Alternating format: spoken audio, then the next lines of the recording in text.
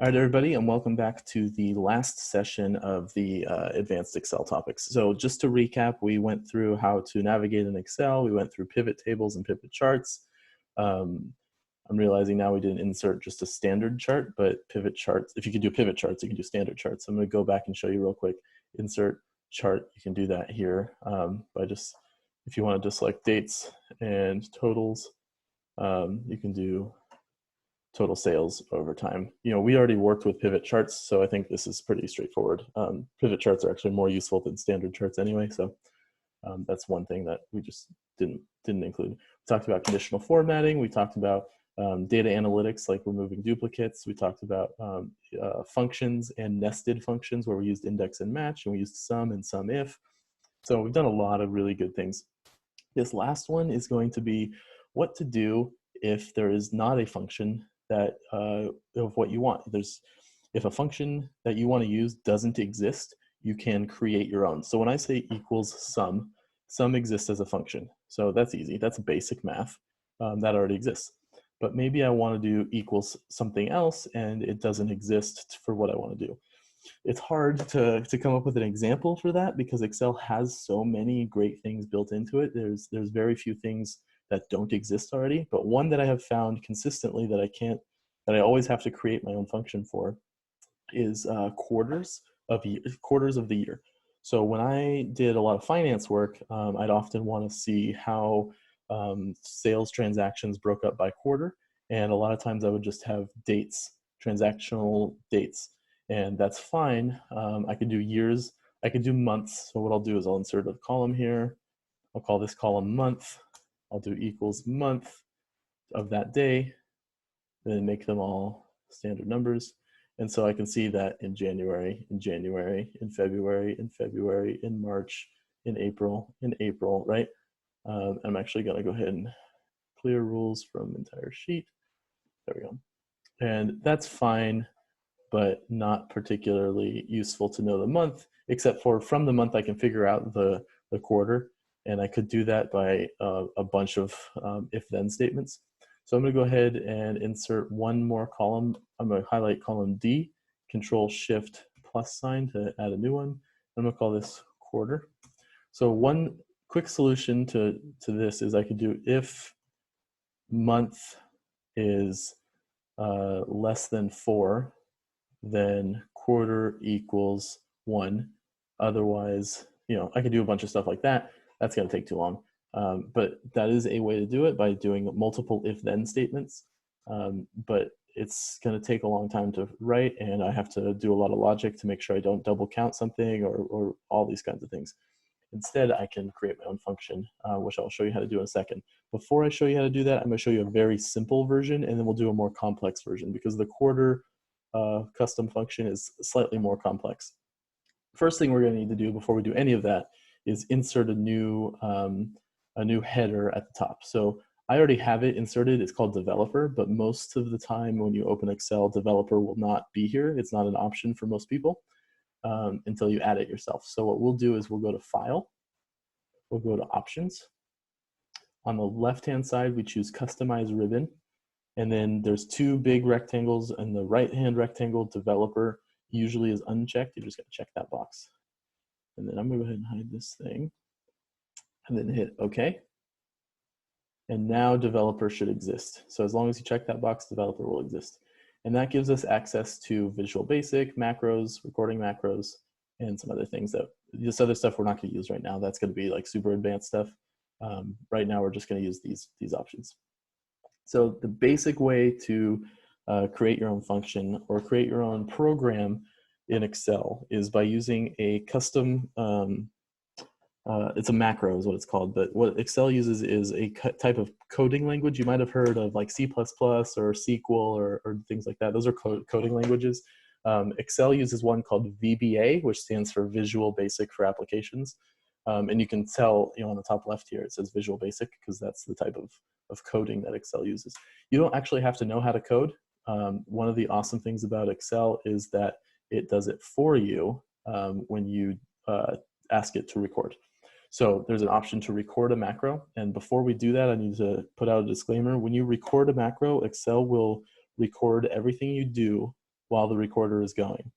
And if you do something that you didn't mean to, like you hit the delete key on accident, or you type the wrong thing, or you click the wrong button, that becomes part of the recording. And so if you play that recording back, the thing that you did wrong will be included in there still. And so you could have some major repercussions if you did the wrong thing and played that back multiple times.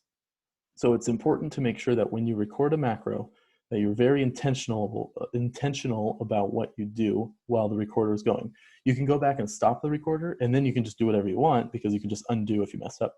But you can't undo as easily while you're recording. So we just want to make sure that we're aware of that. So what I do while I'm recording, and for you as the viewer, you actually can watch this all the way through and then go back and rewind and then follow along, so you can see what I do before I do it.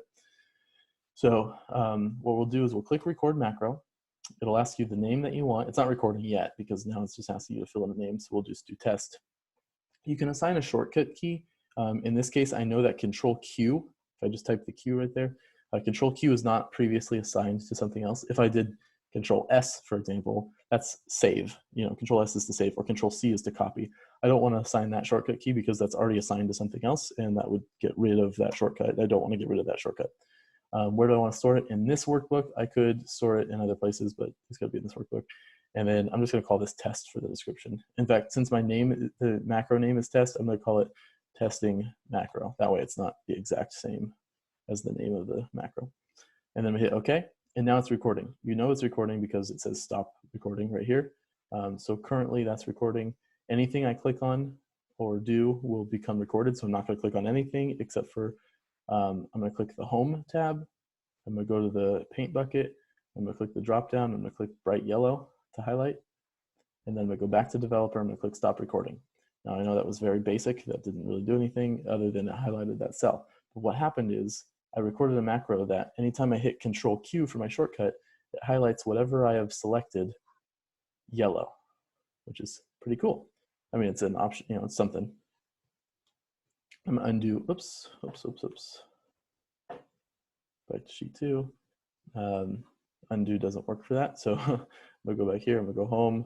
I'm going to unhighlight those. And then I'm just going to go over here and I'll do Control Q.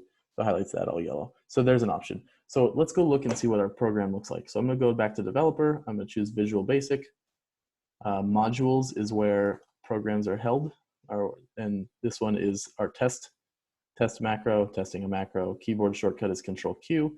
And what happens, this is the code. The code says, with whatever we happen to have selected, selection, change the interior of that thing to a solid pattern with a color index of 65535, which is the color code in Excel for yellow. If I were to change this to 1, 2, 3, 4, 5, and then leave my tint and my patterns at 0, means no tint and no pattern. And then I go back here, and now since I changed my color code to 1, 2, 3, 4, 5, and I do Control Q, 1, 2, 3, 4, 5 is the color code for this ugly brown color.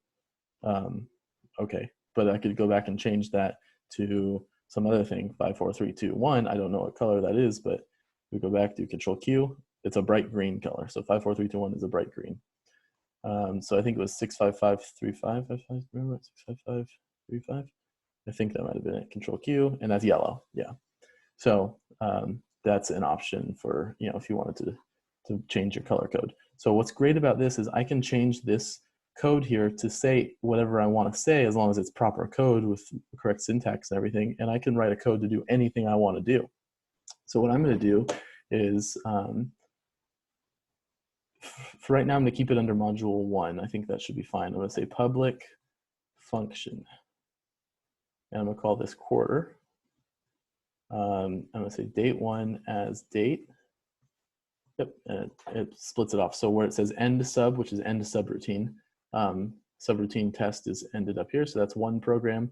Then a brand new program down here is public function. And I'm going to call it, I'm actually going to capitalize the word quarter just for my own OCD.